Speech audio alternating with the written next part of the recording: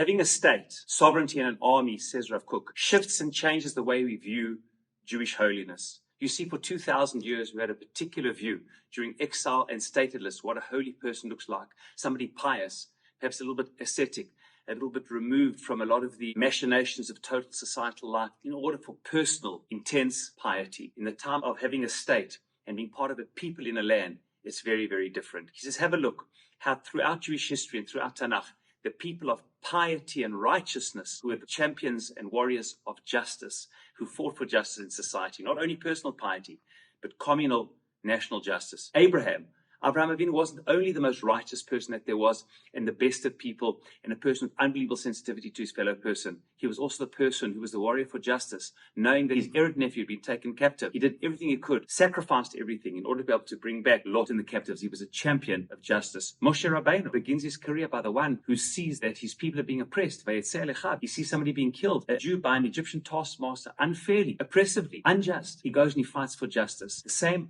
Moshe Rabbeinu became the greatest, most pious of all human beings and all Jews, receiving the Torah from Shammai, was the same person who then would fight Amalek, Og and Sichon. The champion of justice is the pious, personal individual. And it goes on throughout history. Is not King David the very same? David HaMelech, the author of Ne'im Zmirot Yisrael of Tehillim, who articulates more than anybody the connection to Hashem in all circumstances, is the same person who was the warrior king of Israel, doing everything that he could. It's very simple. Being righteous and pious has to go hand in hand, not only with personal piety and sanctity, but with the sanctity of championing justice. That, says Rav Kook, is what you have in return to statehood, sovereignty, and an army.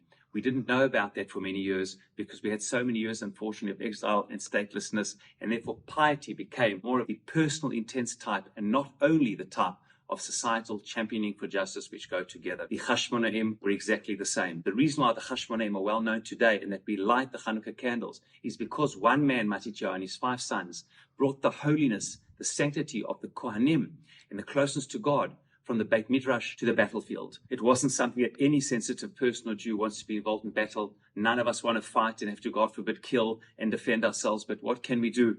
As so many people have said, bad happens in the world not only because of the perpetrators of evil, but when the good are silent and impotent. And therefore, sometimes the only way to be able to stand up for the things we believe in is to fight for them when we are being pressed. And that indeed was the Chashmona'im. This Hasmonean family of Maccabees, who unfortunately paid the ultimate price of 4 of the 5 sons. Only Shimon, Maccabees, survived. Yehuda, Elchanan, Yochanan, and Elazar all died during the decades of battle. But the greatness was being able to say that the sanctity and closeness to God, with all of the challenges of them being Kohanim, and it wasn't simple halachically, but understanding that they needed to do what they needed to do for the future of Jewish destiny. As I'm recording this, we heard of the death of another 3 soldiers and officer and soldiers. It's just the price that the Jewish people have paid, the price that the religious Zionist community have paid. People trying so desperately to be deeply committed to Torah values, just to studying Torah, to a life of Torah and mitzvot, but at the same time, absolute commitment to our people, hearing the cries of our people, and doing whatever it is need to not only strive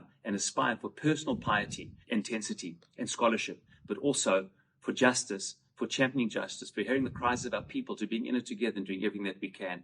That is the legacy, says Rav Kook, of the great sages of Tanakh, who themselves lived in a time of statehood and sovereignty and an army, the same champions of piety with the same champions of justice. That is the legacy of the Kohanim, pious, Maccabees, and Chashmona'im. When we light the Chanukah candles, is the eternity of Jewish values and Torah through doing what we need to do to fight against oppression and for the future of the Jewish people. And that is what we're seeing today.